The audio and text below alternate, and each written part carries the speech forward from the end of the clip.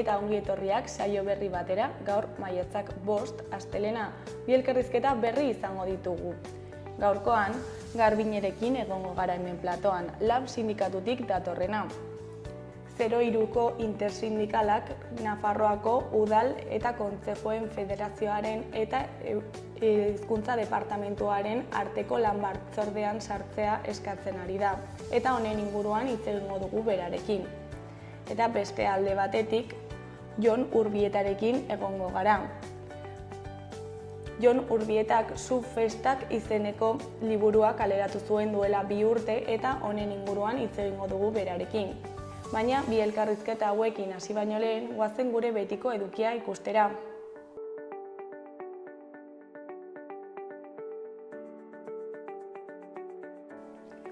Goazen gaurko efemerideak ikustera.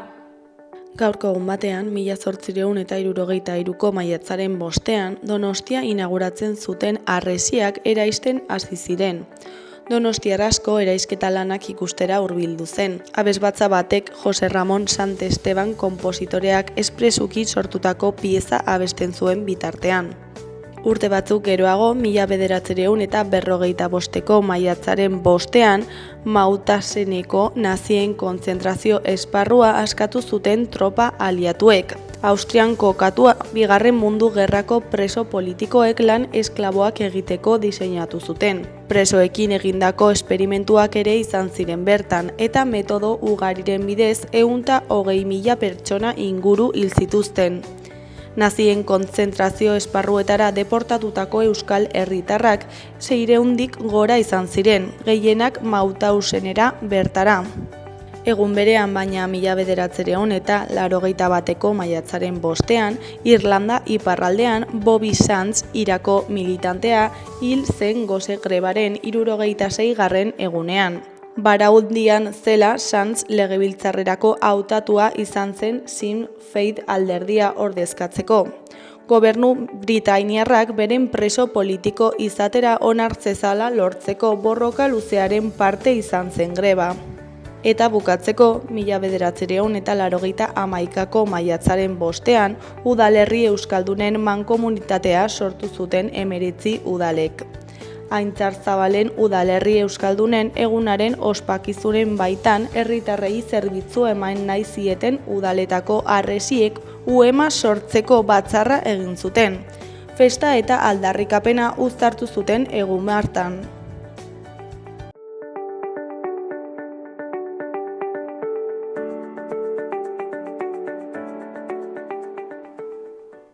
Ikus dezagun aste honetarako daukagun agenda.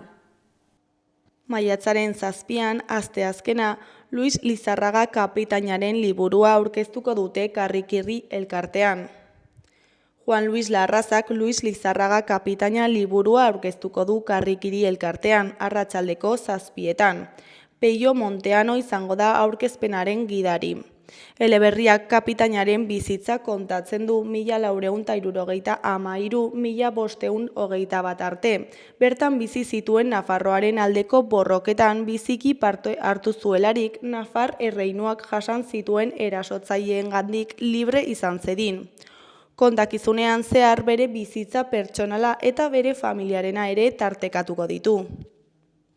Ostiralean, maiatzak 9ean, Sanduzelaiko Zibiboxean 7:30 mugarri, musika eta antzerkia uztartzen dituen ikuskizuna egongo da. 2 begirada, 2 istorio eta leku bera, Ibardingo muga. Larunbatean, maiatzaren 10ean, Kondestableko Zibiboxean, goizeko 12etan, Sarasateren ondarea ipuin sinfonikoak izeneko ipuin kontaketa egongo da Sergio Andresen eskutik. Larunbatean baita ere, Juslarrotxako Zibiboxean, arratsaldeko 6etan, Osaba Patxikuren etxe zaharra izeneko magia showa egongo da Wallace magoarekin. Gainera, egun eta leku berean, baina goizeko 10:00 Wallace magoaren eskutik magiaren hastapenen txokoa izango da. Partaidetzan oinarritutako lantegia da, euskaraz emana, magia jostetako eta eraldaketarako erabiltzen ikasteko. Izan ere, magiaren bidez ikasi eta gozatzen dugu eta era berean gure sentimenduen eta emozioen adierazpen bidea da. 6 eta 12 urte bitarteko txikiendako izango da. Igandean, Sanduzelaiko Zibi Boxean, Zaintzaren dantza izeneko antzerki musikala egingo du Lari produkzioak. Meri ama izan berri da. 9 hilabetez haur bat eduki du barruan, eta haren babesle eta zaindaria izan da. Era berean, kezka eta zalantza askoren iturri bihurtuko da txikitxoa. Neska edo mutila izanen ote da. Nola ezituko dut? Izan ere, ote da kozkortzen denean? Zoriontsua izanen ote da? Gauza izanen ote naiz gauza guztiez arduratzeko? Marikerekin batera zalantza horiei guztiei erantzutea lortuko du. Doinu akuilarri eta istorio biziekin batera eginen dute bidean.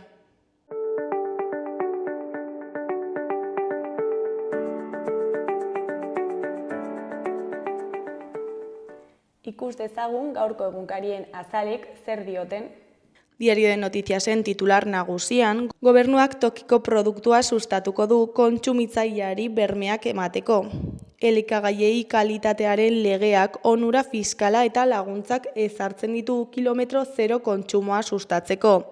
Trazabilitatearekin 3. herrialdeetako importazioen aurrean. Gobernuak 300.000 eurorako isuna jarriko die Nafarroako elikagai iruzurrei.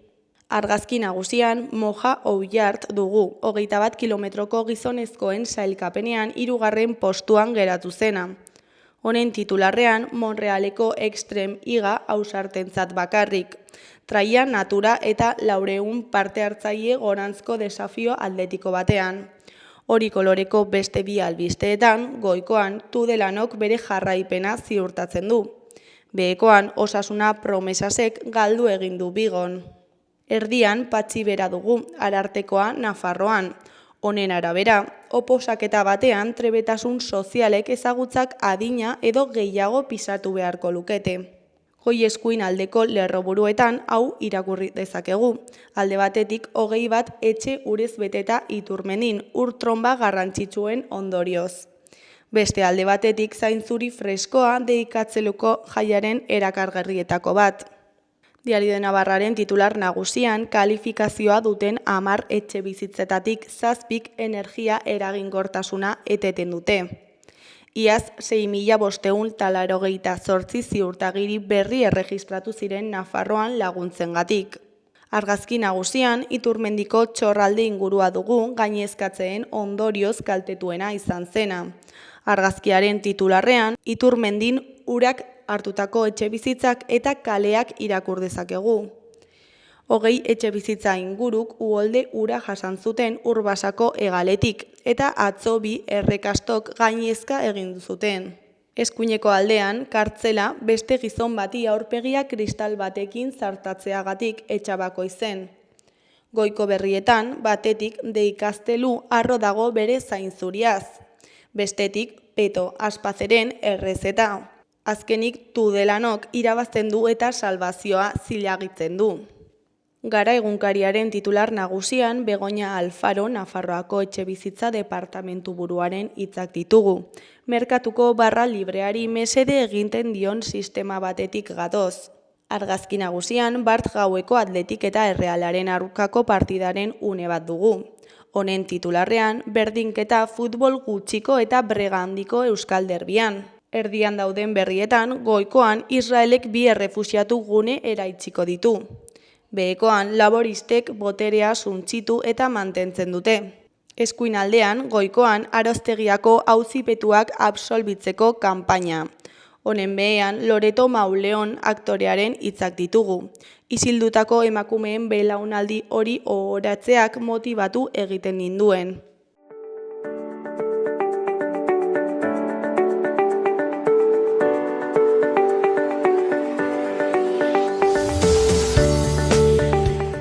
Kaixo, lehen aipatu dugun bezala, orain Garbiñerekin gaude, Lab sindikatutik datorrena. Kaixo, zer moduz?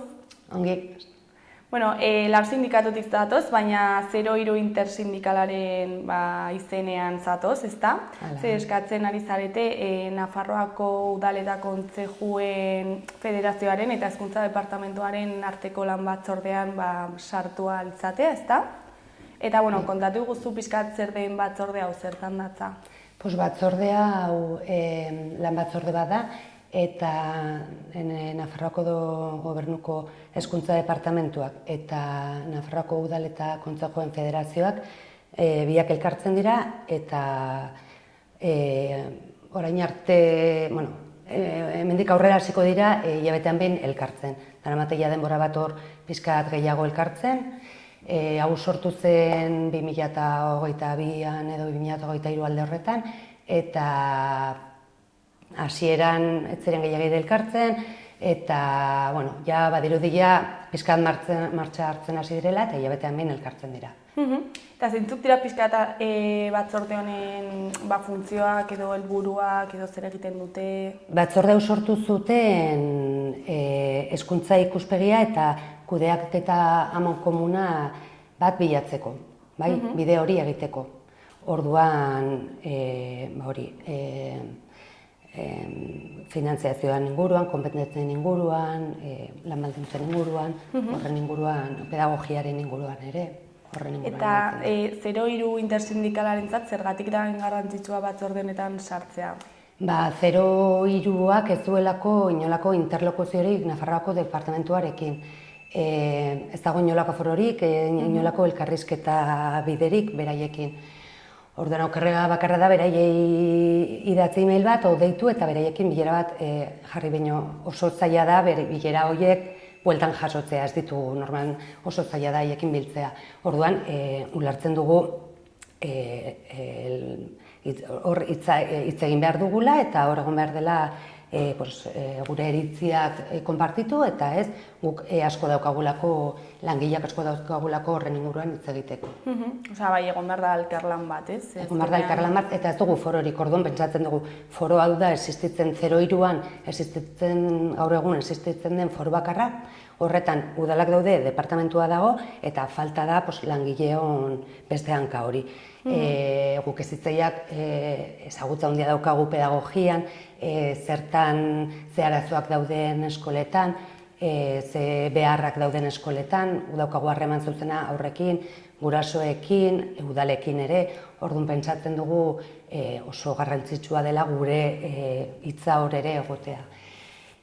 Garai batean eskatu zuten, Nafarroako Udal eta Kontzejoen Federazioak 2023an eskatu zutela alde soziala eta sindikatuak bertan ere sartzea.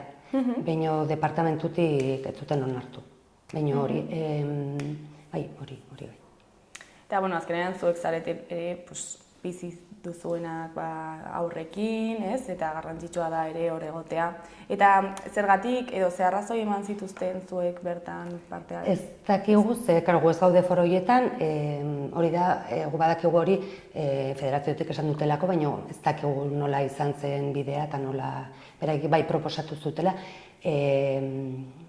Alderdi politikoek ere olako akordioaren batean proposatzen zuten, baina departamentuak ezetza eman omen zuen. Eta orain, ongi iruditzen baldin bazaizu, igual, arituko gara pixkat langileen rol horietaz, eta zein da zuen eginkizuna pixkat Nafarroako hezkuntza sisteman? Zitzaien, bale. Guk eguneroko lanari eusten diogu, orduan guk ezagutzen dugu zein den benetako errealitatea aurreskolan. Ze arazoak dauden egunerokotasun horretan, noiz behar diren laguntza gehiago, ze momentuak diren, ez, orduan, guk ezagutzen dugu hori eta pentsatzen dugu giza behar gehiago behar direla, haurrak behar dute denbora, behar dute, oso etapa garrantzitsua da, eta haurrak behar dute beraiek garatzeko denbora, kalitatezko zaintzak, orduan, bazkaltzeko orduak oso garrantzitsuak dira, parteraldak eta kloak, orduan momentu horietan, importantea da gelan bi hezitzaile edo laguntza egotea. Guk egiten dugu azkenean gela antolatu, dena antolatu, baina badira momentu batzuk zeinetan oso beharrezkoa dena ez beste laguntzak izatea, ez? Orduan, kasu horietan, holako gotzak detektatzen ditugu, bai. Eta langile hauen egoera zein da? Nafarroan nahiko oso egoera desberdinak daude, badira udalak eta Nafarroko gobernuko aurreskolak, bereik kudeaketa zuzen egiten dutena, badira Iruñeko aurreskolak, Tafallan, Tuteran, zemalekutan, eta gero badira gehiengoak, ehun eskola baino gehiago, badira udalak egiten duen kudeaketa pribatuaren bitartez. Orduan, karo, langile hauek dituzten lan baldintzak dira estatuko lan hitzarmenak dituen baldintzak. Orduan, soldata minimoa da, bai? Orduan, holako gauza horiek estatuko lan hitzarmenak egiten ditu. Orduan, egoera ez da, langile gehiengoaren egoera ez da ona.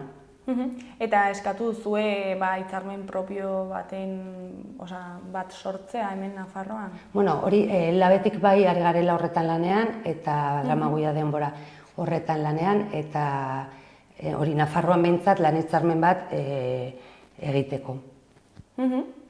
Eta, apirilaren 30ean egin zenuten elkarretaratze bat, ezta, lehena, ze erabaki duzue asteazkenero elkarretaratzeak egitea, eta, pixkat hau eskatu duzu, ezta?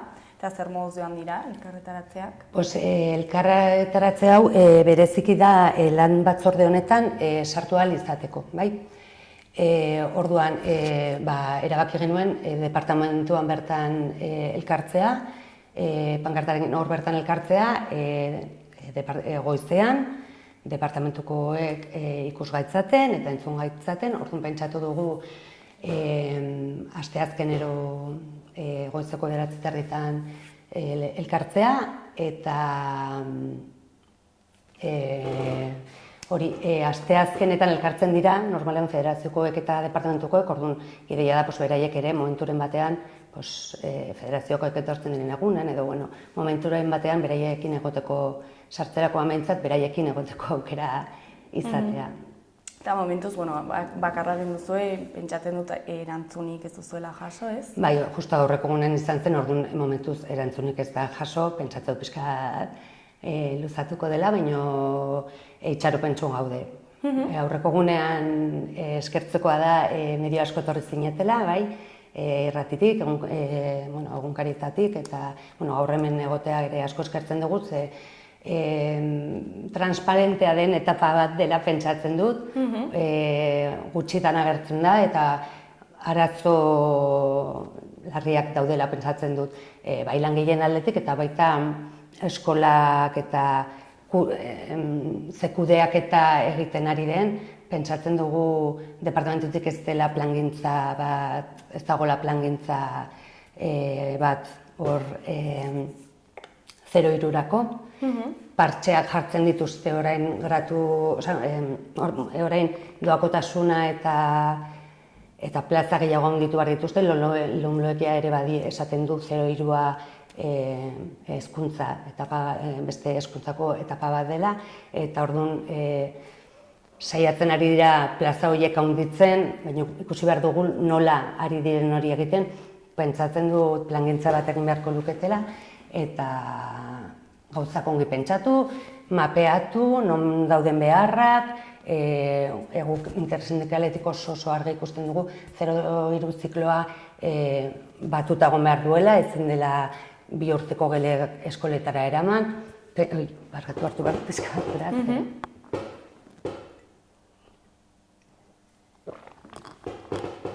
Hori, intersindikaletik pentsatzen dugu hori 0-3a ziklo bakar baten egon behar duela, integrala izan behar duela, ezin dugula 2 urteko gelak eskoletan sartu, aurrak behar dute denbora, erritmo bat oso importantea da, beraien erritmo hori, lasaitasun hori, denborak eta horretarako pentsatzen dugu aurreskolak leku egokiak direla, oso proiektu politak daude Nafarroako aurreskoletan, baina oso proiektu politak aurreskola askotan, eta zatitzen baldin badugu zikloa, pentsatzen dugu pedagogian eta kalitatean asko galdu behar dela. Orduan guretzat, ezinbestekoa da 0-3 ziklo hori integrala izatea.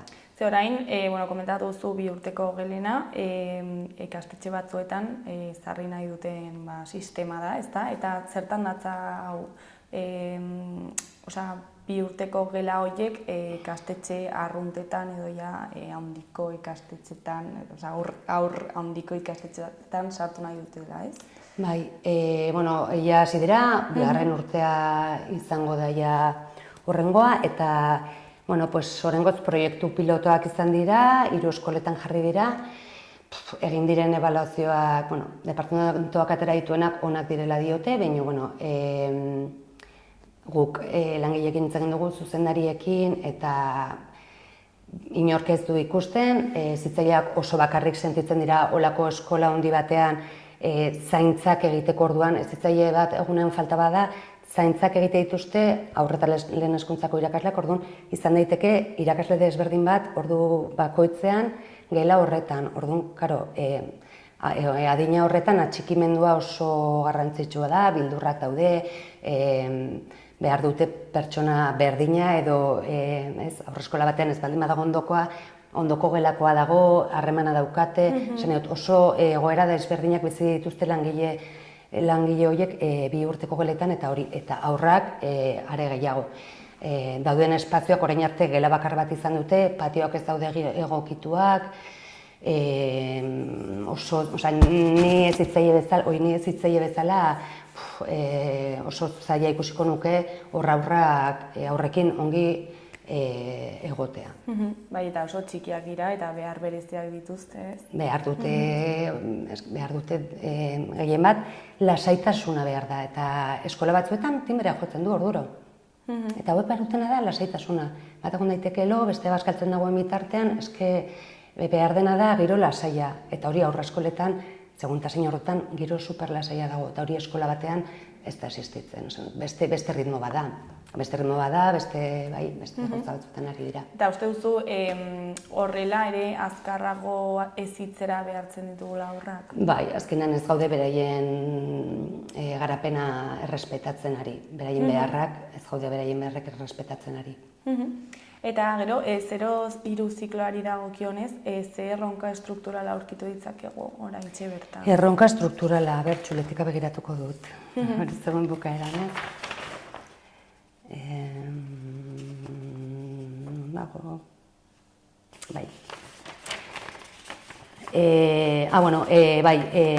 Guk 0, esan duguna, 0-3 ziklo integrala, hori bai edo bai ikusten dugu, eta gero esan duguna, ez, zaintzen momentu honetan eta ez, behar dena da denbora eskaini, pardela aldaketa batean, behar diozu denbora eskaini, ze hor egiten duzu komunikazioa, hitz egiten duzu hor harremana, eta beraiek atxikimendu hori guztiz beharrezkoa dute. Ez daude gurasoekin, jende zonak daude, aurpiloak daude, zaratak, negarrak, oso importantea da atxikimendu hori orduan. Kalitatezko hezkuntza hori emateko 0-3an ezinbestekoa da momentu horietan denbora eman. Orduan denbora hori eman ahal izateko ratioa jaitsi behar da, bai edo bai, edo bai, edo bai. Ez dago beste aukerarik. Eta gero, lehen komentatu duguna ere, lan baldintzak hobetu beharko litzateke. Zer egin ratioa zenbatetan dago? Begira, 0 bateko gelan 8 haur hezitzai bakoitzeko. Bat biko geletan 12 haur hezitzaile batekin, eta 2-3ko geletan 16 haur. Ostras! Eta gauza da, batzutan gela bikoitzak dira, ez dira 16 haur, 32 haur dira. 32-ren artean beti dago bat goze nekatuta, bat sukarrarekin, beti dago baten bat negarrez, edo liskar batean. Bai, edo komunera joan behar dela, ezin dela joan bakarri. Edo pardela batek kaka besteak justo bestea siestara sartu duzunen, badira momentu batzuk, 32 haur elkarrekin, ratio horrekin, ez da kalitatezko hezkuntza. Eta, zuek, planteatu zuen nola izango litzateke zuentzako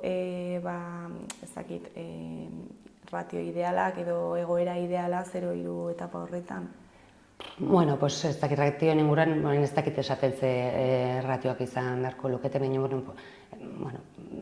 desde luego jeitsi, bai edo bai, jeitsi eta nahiko zen nahi dut, 6-tik ez dakit esaten, baino 10-era, eske ez dakit, asko esango nuke, nik ez dut balorazio hori egin, ez? Dakit hori beste leku batzuetan ratio gutxiago dauzkatera, beste batzuetan ez, baino beharrezkoa dela ratioa asko jetxi, bai, dudarik ez.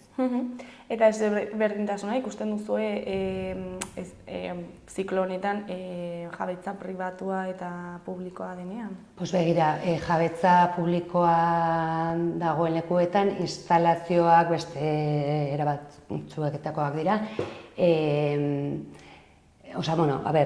Barkatu, galdera, esatu duzu udal publikoetan, ez? Esatu duzu, bai. Publikoetan gehien bat lan baldintzak dira. Kudeaketa pribatuko untapiko eskola hauetako hezitzaileak estatuko lan hitzarmena daukate. Orduan oso hitzarmen murritzela, esan nahi dut ez dago. Orduan hori da gehien bat desberdintasuna haien artean. Publikoko kudeaketa zuzena daukaten eskoletan daukate beste hitzarmen batzuk, edo Nafarroko gobernuko hitzarmena, edo udaleko hitzarmena, eta errazagoa da horren negoziaketak izatea diez udalekin. Eta nola ikusten duzue honen inguruko etorkizuna? Ni pentsatzen dut, 2022tik eta ordutik aurrera pixkat 03a bere garrantzia jendea hasitzera pixkat gizartaratzen 03ak daukan garrantzia.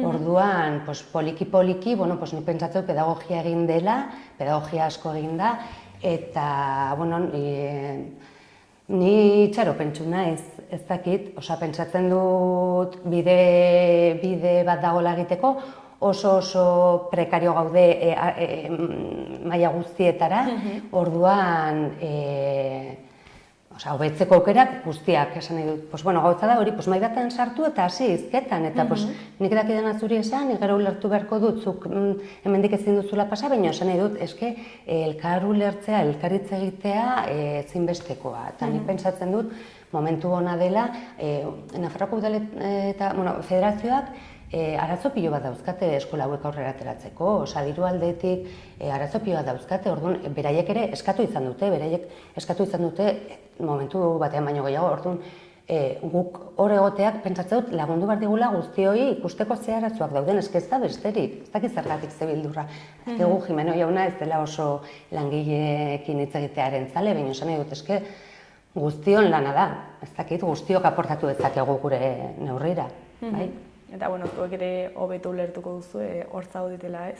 Hori da, kriston ezagutza dago, hezitzaileak daukate kriston ezagutza maila, formakuntza pilo bat, hemen Nafarroan proiektu superpolitak daude, oso formakuntza interesgarriak ekarri izan dituzte, eta kriston profesionalak daude, orduan asko daukate esateko, asko daukagu esateko. Eta uste duzu azkenean batzorde horretan parte hartzera, ez dakit, gonbidatuko zaituztela? Nik pentsatzen dut baietz. Ni benetan, nik pentsatzen dut baietz. Momentua dela ja eta baietz aurrera egingo duela. Ikusiko dugu, eta ezakit zerbait gehiago komentatu nahi duzun, jendeari zerbait esan, hezkuntza departamentuari... Hezkuntza departamentuari, mesedez, planifikatzea, elkartzea, gelditzea momentu bat eta esatea, goazen berriro, buelta bat ematera. Hasiko gara berriro 0tik eta pixkat denbora hartzea, 03ako, eta gero ireida zela berri departamentuko 03ko buruari, esango nioke, indarrak hartzea eta eskatzea bere guretzat ere, bere 03ko ziklo honentzat ere, ze oso ziklo garrantzitsua da. Garbine, mila esker gurera hurbiltzeagatik eta zuen arazoa plantzaratzeagatik eta ea zer moduz baten den, espero dugu egoerako bera egitea. Mila esker zuei guritza emateagatik. Ondo segi, agur.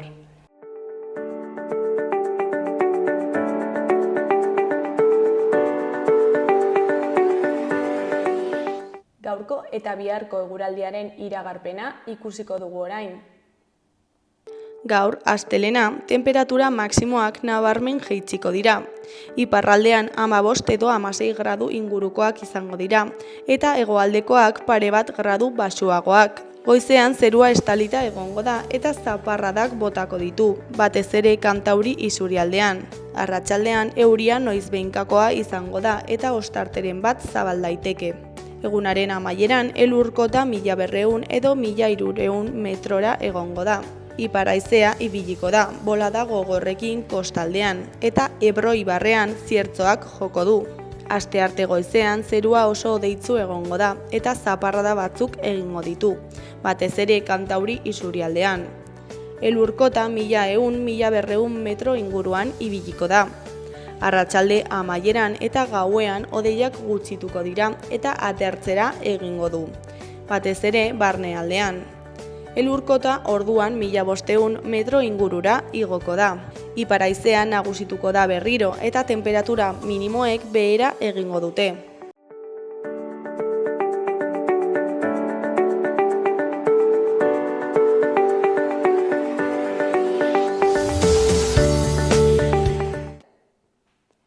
Kaixo, lehen aipatu dugun bezala orain Jon Urtzelaiekin gaude. Kaixo, zer moduz?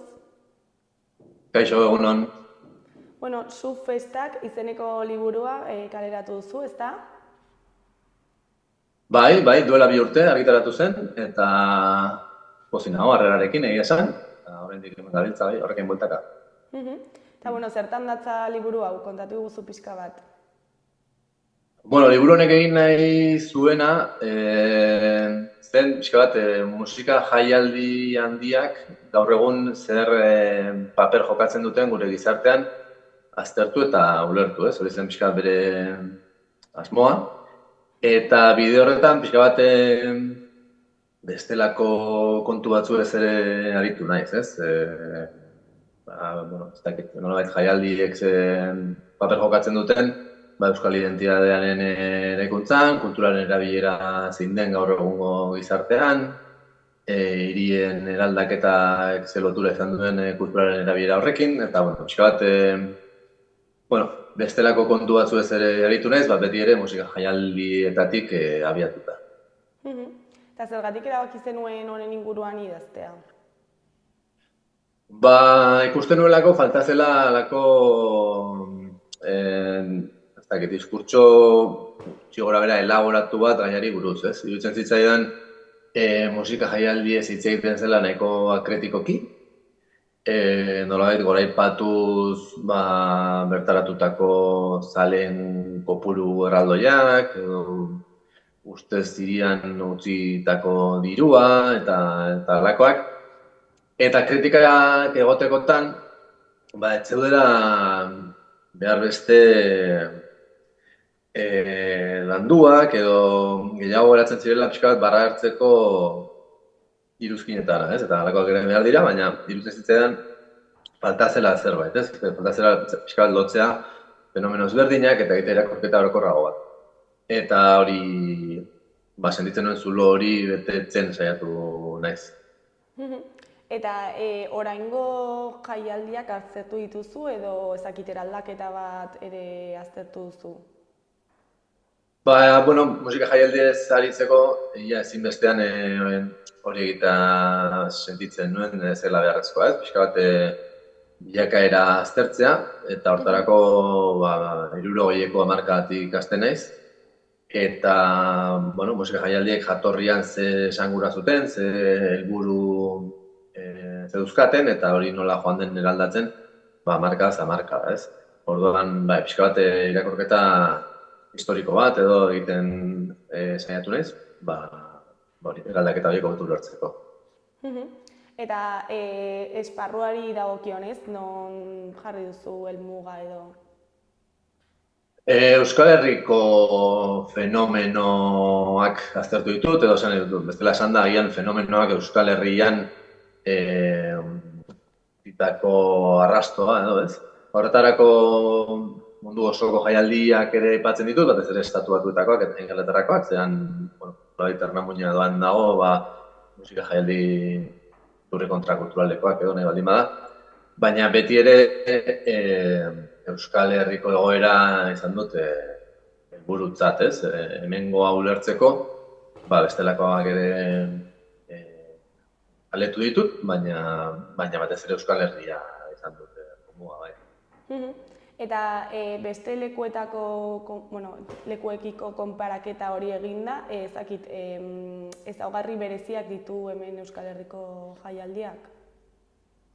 Bueno, Euskal Herria ez da irla isolatu bat, orduan fenomeno globalek eragiten diote, ez, Euskal Herriari, eta Euskal Herrian gertatzen den guztiari, ezinbestean.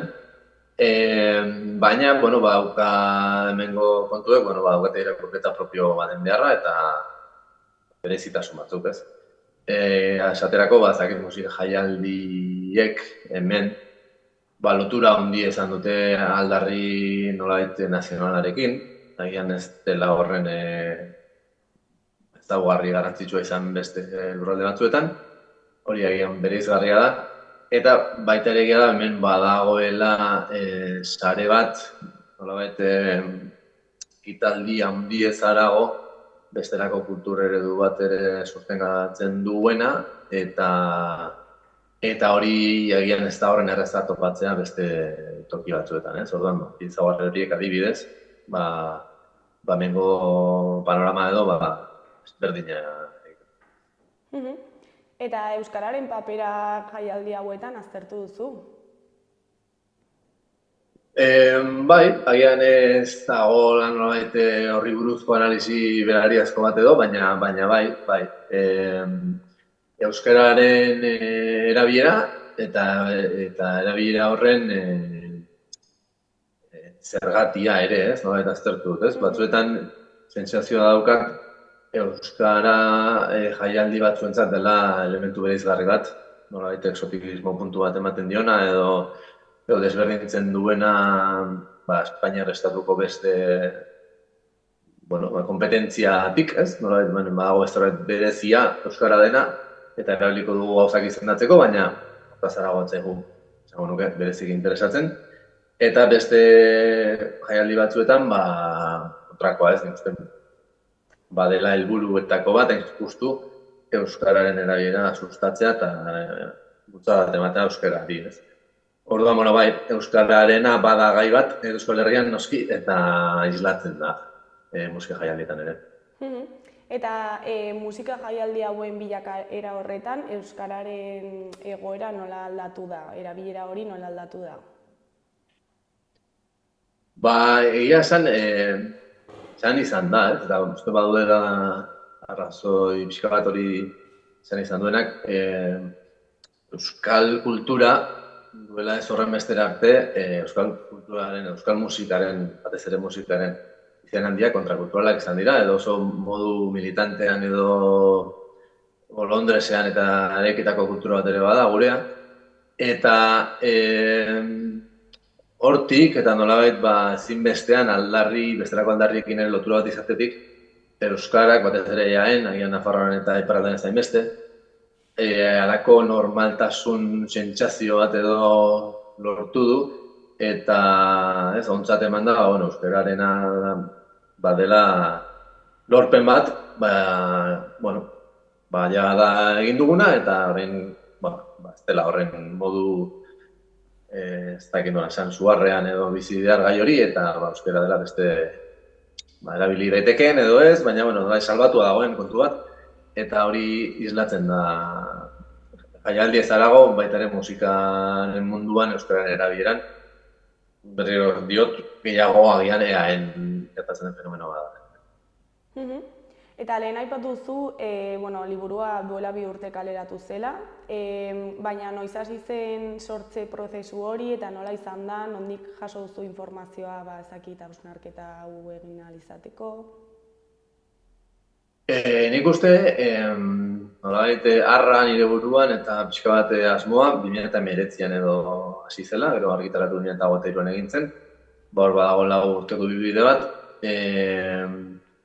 Eta, dokumentazio lan, esango nuke, badagoela pixka bat, hemerotekak konsultatu ditut noski, baina hortaz harago, lantzen diren gaien inguruan ere, bibliografia konsultatu dut, hainbat liburu, eta pixka bat irakurketa aberatsagoa izan zedin, orduan.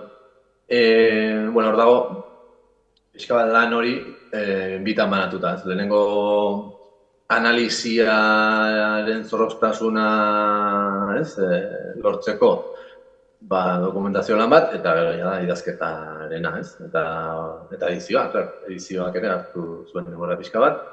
Gainera nik liburu hau idatzi nuen, etzen enkargo bat izan, nire alde bakarrez nik erabaki nuen, liburu hau idatziko nuela, eta gero aritu nintzen argitaletxe bila, Orduan, prozesu horrek guztiak, lau urte. Eta zer erronka aurkitu dituzu bidean? Nire burua uste handiena, segurazki, izan da nola josi elementu guztiak. Nahiko argi neukan ez nuela nahi egitea saiakera astun bat, non behira, datu guztiak eta plantatzen dizkizut, gehiegi landu gabe datu horien lotura, Ez nuen egin nahi begira, adibidez, bedek alaiz, eta alaizteko esateko dudan guztia jarraian esango dut. Gehiago zen, gai hauek guztiak nola lotu, joskera hori nola egin atseginago eta harinago eta literarioagoa, nahi baldin bada da. Eta hori izan da erronka handi bat, eta, bere gabeziak izango ditu liburuak, noski, baina hainbatean ase ninduen maitzak, honi bintzat, gustora esamarratu nintzen horrekin. Eta gero, egitura dauka azkenean, nola egin duzu, narrazio liburu bat egin duzu, asmakizun puntu bat dauka, edo gogoeta liburu bat da, ezakit. Saiakera da. Kontua da, saiakera idazterako orduan ere, nire ustez pixka bat zein du behar dela, eta askotan ez da egiten, hori nola kontatzen diren gauzak, ez? Nire kasuan nik egin dut nolabait egitura zirkular moduko bat, koban hasten da, koba kapitularekin hasten da, eta koba kapitulara itzultzen da amaieran. Eta gero badaude 3 kapitulu nagusi, direla basoa, herria eta hiria, eta horietako bakoitzean gai zentral bat edo dago, basoan izango izateke erro kontrakulturalak eta irakurketa historiko bat, herrian hitz egiten da hori identitate nazionalaz eta horren bilakaeraz, eta hirian eraldaketa urbanistikoaz eta jaialdiek izan duten paperaz, ez? Eta, saiatu naiz pixka bat gauzak gordin bota beharrean, adibide konkretuekin laguntzen eta esan dago pixka eta arintzen kontua, ez? Helburua zen izatea saiakera mardul bat, esan nahi dut, eduki zondo hornitua, baina astuna etzena izango, eta harina, baina harinkeriatan erori gabe, edo sinplismotan erori gabe, ez? Eta pixkat horrek azail horretan ibili naiz, eta hori, nire formula topatu dut, hobeago noski, baina nirea topago. Eta pozik zaude egindako lanarekin? Bai. Egin kontu nik, noski nire lehenengo liburua da, eta agian azkena izango dena, eta nik ez nekien liburu bat idazten. Eta hori, prozesuan ikasten da, eta, txukun xamar edatu izanarekin gustora, argitaratzeko gai izanarekin gustora, eta izan duen harrerarekin, eta sariekin eta gazte esatik ez, uste gustora gotekoa badela. Eta gero, liburuaren izenaren aldetik nola aukeratu zenuen eta zergatik jarri diozu Su Festa? Hori niko kuriosoa da, beste izan bat izan zuen, Zirriborro fase luze osoan beste izan bat izan zuen, eta bukaeran editorea eta biok zen dago, ez dakit, izena egokiena den, eta hola, niko batean etorri zitzaidan Su Festa. Egia suarena hasieratik egontzen elementu bat zela, aurreko izenburuan ere, eta argi neukan agertuko zela, gero testuan asko aipatzen da, eta bada pixka bat aipatzen nuen joskura horretarako elementu garrantzitsu bat asko aipatzen da sua eta suaren erabilera eta eta beste, ez? Orduan, hortik dator pixkat izenburua. Eta portada, ze ikus dezakegu hor pertsona bat, ezakit, buruan makurtuarekin, ezakit, zer esan nahi dauka honek? Horrek ere badauka historia kuriosoa. asmoa hasiera batean ez da ilustrazio bat erabiltzea zen, baina ez genuen topatzen egiten ari zenarekin eta ez genuen lortzen, adostasun bat izatea, eta azkenen denbora gutxi geratu zitzaigun, eta esan nuen, nik argazki horren egilea ezagutzen nuen, eta bere argazkiak ezagutzen dituen, eta esan nuen, seguro Jusek, errenteriarra bera, argazkilaria, zere musika kontzertutako argazkilaria, eta nuen, seguro Jusek baduela argazki egoki bat, eta zintzen begira, topatu nuen hori, eta esan nuen, erabili ezakegu hau portadarako, eta ala okertu genuen. Niri personalki gustatzen zait, argazkia iradokitzaile delako, ez dagoelako oso argi zer den, zergatik dagoen hor. Ez genuen nahi, ez dakit musika jaialdi baten argazki bat, ez dakit eskenatoki handi bat, eta publiko handi bat, edo hau uste dut iradokitzaileagoa dela, da, musikari bada, abeslari bada, lie detectorseko abeslaria da, maraka badauka, ematen du errendituta dagoela, edo errestatzen dagoela, edo ez dakit oso ondo zertan dagoen. Garbi dago musikarekin lotura duela, ikusterako ez ikuste hutsarekin badakizu musikarekin lotura duela, musikari badela, edo. Orduan, hor, elementu guztiak mahai gainean jartzen ditu, baina modu, ambigo batean, eta nire ustez, ez dakit, interesa sortzen du, kuriosidadea, hau zerrote da, eta gero testua irakurreta ere, bagian lotura, nik egite ditu lotura batzuk, agian irakurleak ez dakit egingo dituen edo, baina, uste dut proposa dela, eta Jusek beti dauzka argazki oso dotoreak, eta, ala izan zen. Osea, interpretazio zabala dauka, ez? Bai, ez da esplizitua. Eta, aipatu dugun bezala, duela 2 urte kaleratu zen liburua, ez dakit aurkezpenak egin dituzun, jendeak, ez dakit ze feedback eman dizun. Bai, aurkezpenak egiten ditut, oraindik ere egiten ari naiz, ja amaitzeko gogoz ez dut ukatuko, zoni dut oso eskertua nago, eta baina pixka bat ere, esan dugu ez, 2009an zinintzen horrekin, eta bostean gaude, eta,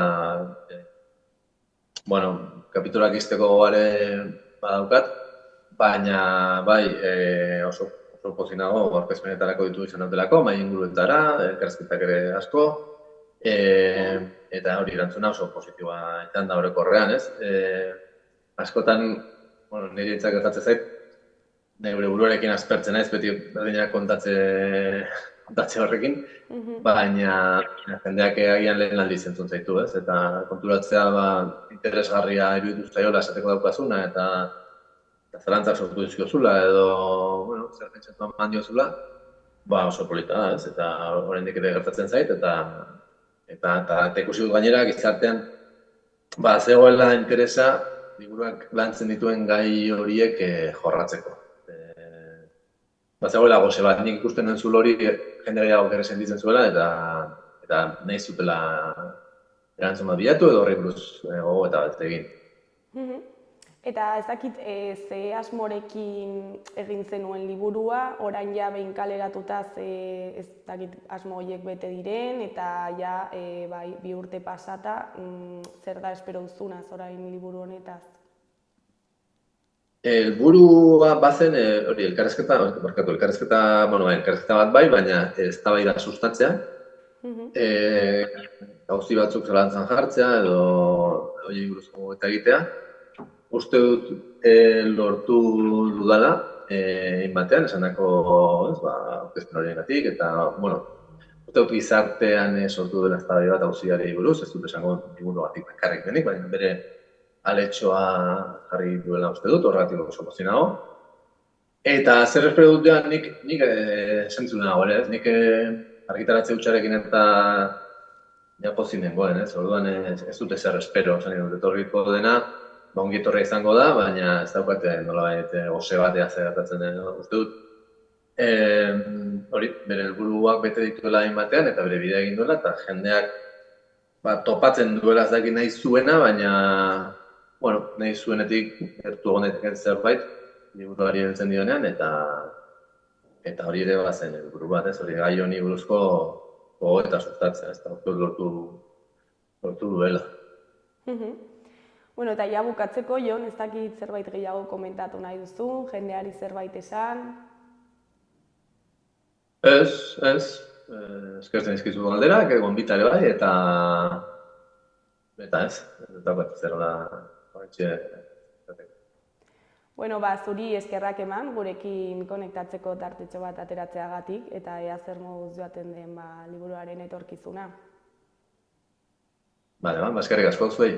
Bueno, ondo segi, Jon, agur!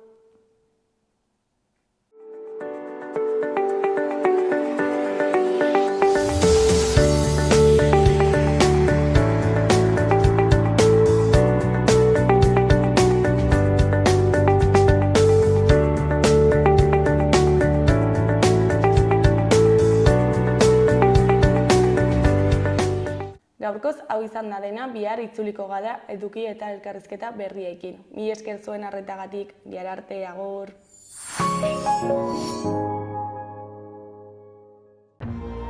Gobierno de Navarra. Nafarroako gobernua.